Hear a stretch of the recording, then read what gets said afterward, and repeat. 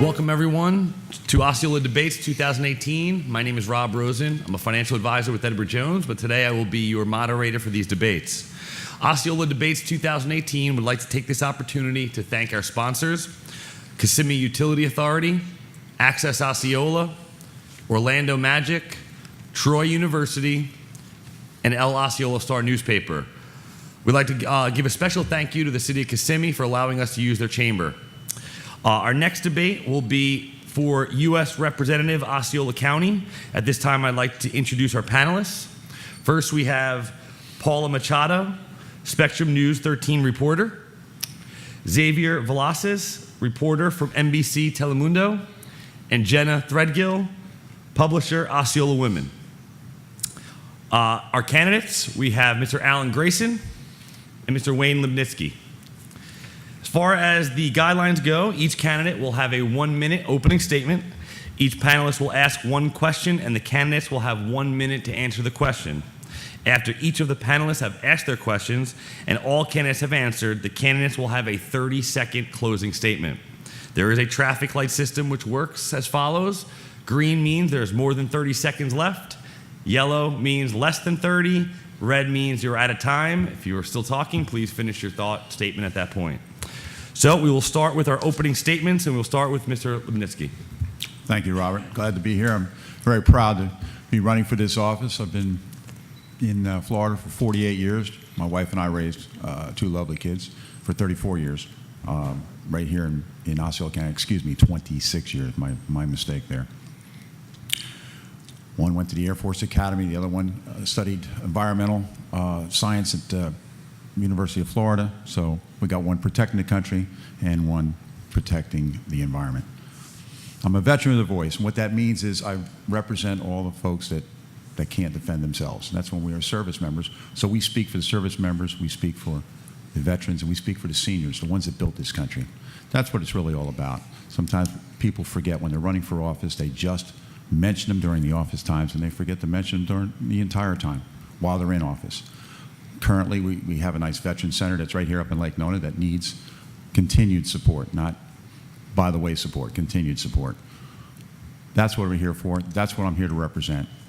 Thank you very much. Thank you. Opening statement, Mr. Alan Grayson. If you drove here today, there's a good chance that you drove a road that I helped to fund. If you took the Sunrail system to get here, then for sure you came on a system that I got for this Central Florida transportation system. If you drove here, you drove past a VA hospital that I helped to fund. In fact, I was instrumental not only in funding it, but also getting it built and finished on time. In addition to that, you passed schools that I helped to keep open because I got $40 million for Osceola County and $100 million for the schools for Orange County. In fact, I doubled the amount of competitive grants coming into our district in my first year in Congress in office, adding $100 million in extra grant money here. In addition to that, you passed thousands of homes where the homeowners were able to save their homes because of the Grayson mandatory mediation program that allowed homeowners to sit down with the banks and work out their problems rather than losing their homes. What you need and what we all need is a congressman who's paying attention, working hard, and most of all, getting good things done. And that's what I've been for Central Florida. Thank you. Our first question will come from Paula Machado, and it will start with Mr. Grayson. Dozens of Puerto Rican families are still living in hotels in Osceola County. If the TSA extension is set to expire soon, what would you guys do to keep these families afloat? Is it maybe helping them, send them back to the island, or what are we doing with these hundreds of families that have made Central Florida home? Well, there's been two great tragedies in the past year for Central Florida and for Puerto Rico. One was the hurricanes, and the other was the failure of the political class to provide the aid that we needed in order to be able to have a roof over our heads. I pointed out at a recent debate that Darren Soto somehow managed to get 0 housing vouchers from the Section 8 program in the past year for these 450 families, even though there are 208,000 free federal housing vouchers handed out in Florida every single year. He didn't even know how many there were, and he confirmed that he hadn't applied for any of that. HUD also has a program called the COC program that is meant specifically to provide relief to people who face natural disasters, and he confirmed that he hadn't even applied for a grant from that program. You know, one reason why people may be a little bit reluctant to vote this year is because they realize that the political class has failed them. That's why I need to return to office and get good things done for the community. Thank you. Same question, Mr. Liebnitzky. Thank you. Yes, disasters occur. I've worked down in Puerto Rico even before the disaster occurred. Worked at that electrical power plant. Very, very fantastic structure. The problem is the infrastructure fell apart out in the field. As we know, of course, the hurricanes kind of did the final punch there. The military was, I don't want to say chased out, but they were kind of forced out to leave. And that revenue stream just left the island and was not replaced. So that's part of it. Now, I'm not saying that's the complete. When we have hurricanes, disasters, they get the worse. Look at Louisiana. Look at Central Florida. My house got destroyed. Was help there? Not necessarily. We're getting better and better. Military was on the ground before the hurricane hit down there, in a very small and quiet, to assess the situation. It's an island. It's not part of the main island, so it's going to be a little more difficult. As far as your major question, of course, is housing. We need jobs. We need, obviously, the infrastructure, the people getting around, but we need jobs down here to put people to work so they can build their house and afford their own housing. Thank you. Our next question will be from Xavier Velasquez, and we'll start with Mr. Liebnitzky. Thank you. Can you tell us your position on undocumented immigrants? Undocumented immigrants in the United States, but especially in your jurisdiction that you are running for. What are you going to do with this issue? That is a human issue, it's a social issue, but it's also, some people say it's a security also side of the story. What is your position on undocumented immigrants and why? Are you talking about illegal immigrants? Is that what you're referring to? Undocumented immigrants, correct. I'm so sorry. Undocumented. Undocumented immigrants. In my industry, where we work with a lot of folks from the Puerto Rico island, but these are not undocumented because they're Americans. There's a lot of people that went through Venezuela, Caracas, I'm sorry, not Caracas, but Ecuador. They went through the process of becoming Americans, citizens, 7, 8 years, a lot of money. They're very proud. They're just as much as against the illegal immigrants or undocumented immigrants taking their jobs away as well. They want to go through the process. They're very proud of it. So we have to fix this. There's no doubt about it. There's something that's, we cannot just chase them all out at this point because our government, unfortunately, let them in. And referring to DACA kids, that has to be taken care of. That is something that happened under a different administration, but once it's stopped, we need to move on. We need to get that corrected. We need to give them a path. They need to get in line like everybody else. We're not talking amnesty. We're talking helping them if they wish to help themselves. Thank you. Mr. Grayson, same question. My grandparents and my uncle were actually turned away from the United States. They were required to go to Canada. My uncle grew up to be a doctor, delivered thousands of babies as an OB-GYN, and we calculated recently that during his long and illustrious career, he paid $1 million in taxes to the Canadian government. Clearly, people are capable of making enormous contributions as immigrants. My mother is an immigrant. My ex-wife is an immigrant. We're all the sons and daughters of immigrants, and we're all the children of God, and we deserve to be treated with respect. I happen to be fortunate enough to be an American by birth, but I recognize that's my good fortune. I respect those people who want to be Americans by choice, and it's a tremendous compliment to this country that they do. I voted for the DREAM Act when I was in Congress. I support a short path to citizenship for those people who are undocumented and who qualify. And in addition to that, my office was a refuge for those people who had immigration problems. 80,000 undocumented in my district alone. Thank you. Our next question will come from Jenna Threadgill, and we'll start with Mr. Grayson. How do you foresee balancing our budget when considering the recent tax cuts? Well, it's become extraordinarily difficult because we're shoveling money into the pockets of the filthy rich, not just the rich, but the filthy rich at this point, with no hope of ever eliminating the deficit. What these tax cuts have done is they've created trillion-dollar deficits forever, for as far as the eye can see. for no apparent purpose except to pay off the Trump campaign contributors and Trump himself. These weren't just the Trump tax cuts, these were the tax cuts for Trump. And it's a shame that when the country is already $17 trillion in debt, that we feel that if we simply keep pushing money at the rich, somehow that will solve every conceivable economic problem. What we need is a progressive taxation system.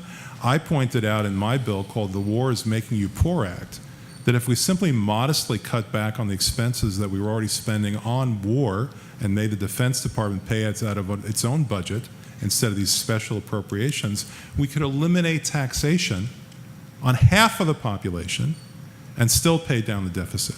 So there are answers, but that involves everybody paying their fair share. Thank you. Same question, Mr. Liebnitzky. That's funny. I'm not filthy rich, but I did enjoy those tax cuts. So I'm not for raising taxes. Bringing back money from overseas will help. Infrastructure, building businesses that are coming back, that will help. It seems, I think we're $17 trillion in debt from the last administration. We were in 2 wars. I get it. They're expensive. There's no doubt about it. Do I blame it all on them? No, I blame it on we the people. We should have been more active. I've got businesses. There's other people that talk to me want to open business, but they're talking about all these regulations and forms and taxes that they have to pay. It's almost like you're going to punish the people that want to be successful. So tax cuts are good. Raising taxes, which it seems like the other party wants to do, is obviously I'm not going to vote for them, so I'm not voting for raising taxes. I think this is good. Naming any particular administration because they're doing well, bringing down the unemployment down to practically 0. I mean, it's 3.6, but there's some folks, of course, that don't wish to work but claim it. So the numbers are, I guess there's a margin of error on that. But there's been the most people employed right now than any other time. And tax cuts do that. They energize. Yes, there is people that are getting more than the big thing is they're feeding the wealthy, the real wealthy. The fact is they're the ones that are paying a lot of taxes. I'm sorry, I saw it. Thank you. Thank you.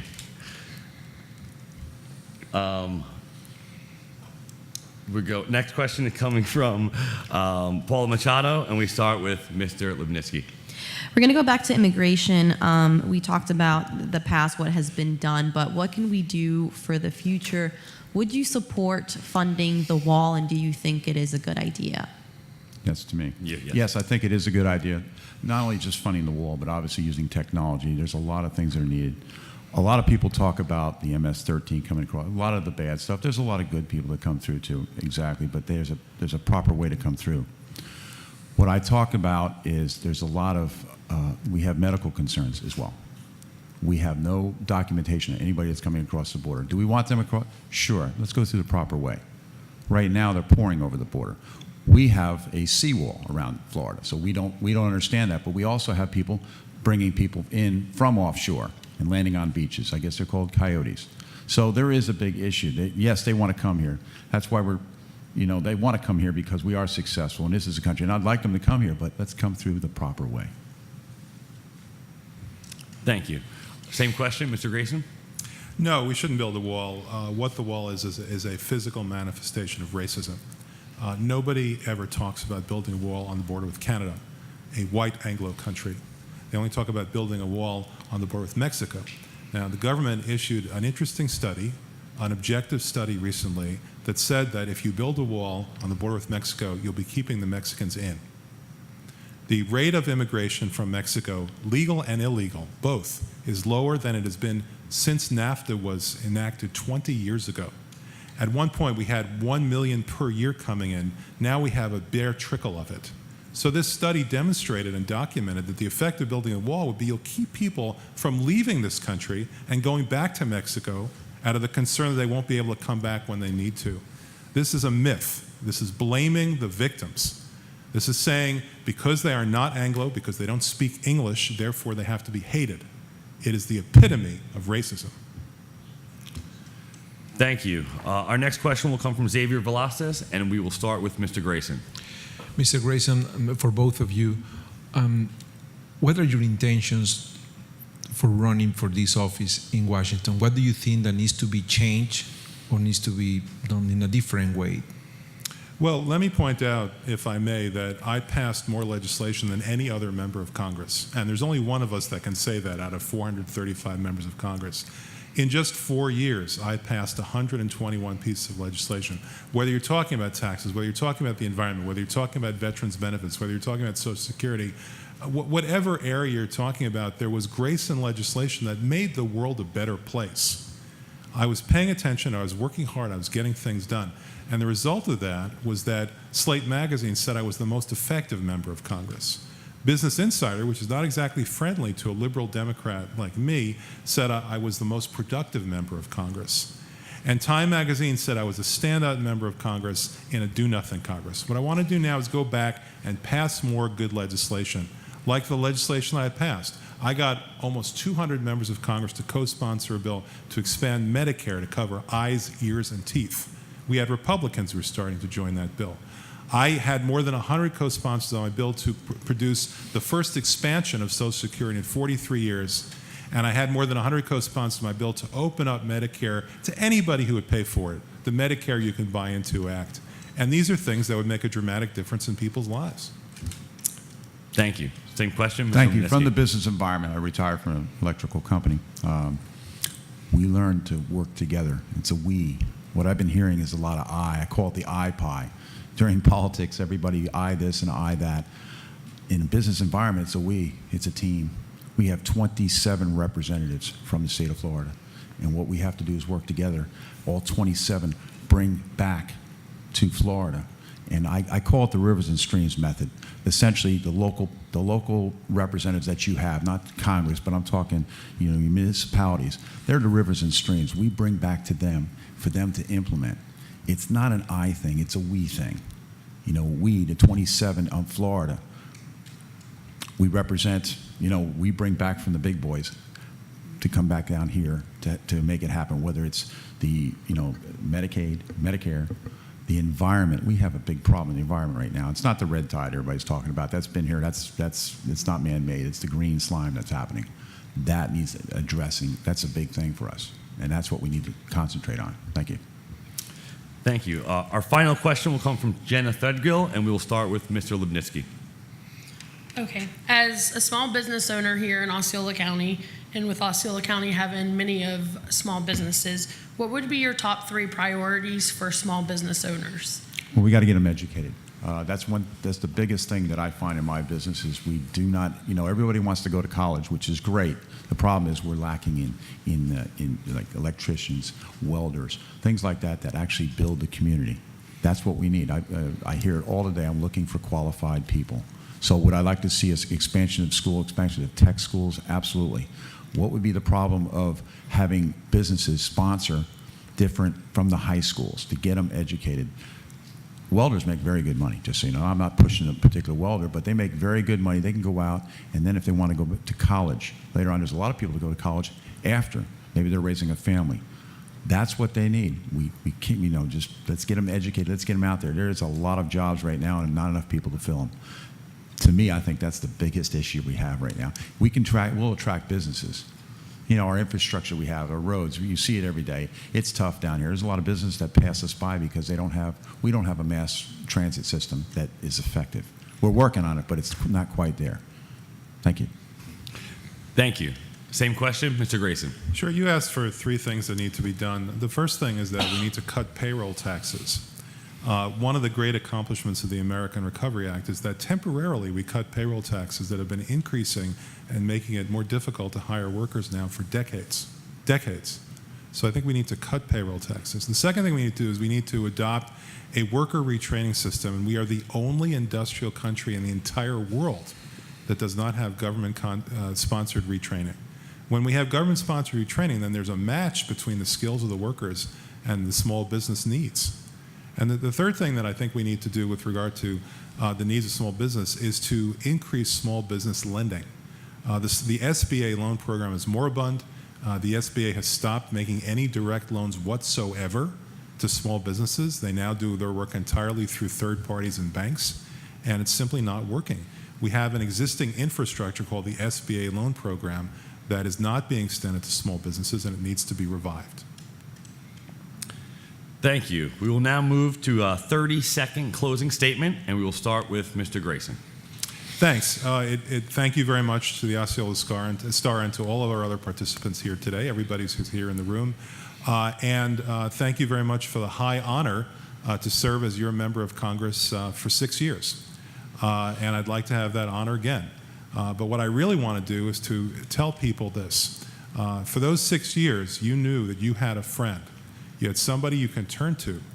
I used to say that in life you have only 3 friends, or to have 3 friends. You have God, your mama, and your congressman.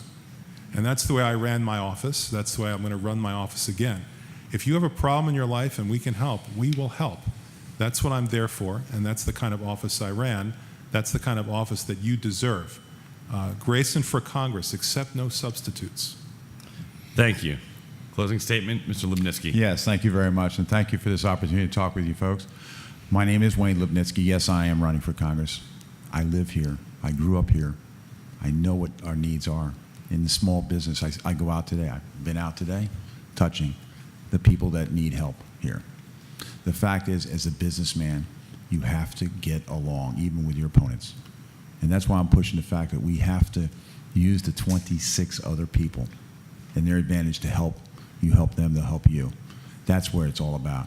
The veterans and the seniors are one of my top priorities. So thank you, and obviously bringing infrastructure down here is most important. I thank you, Wayne Liebnitzky for Congress, November the 6th. Thank you. Thank you, candidates. Thank you, panelists. And thanks again to our sponsors, Kissimmee Utility Authority, Access Osceola, Orlando Magic, Troy University, and El Osceola Star newspaper. Thank you.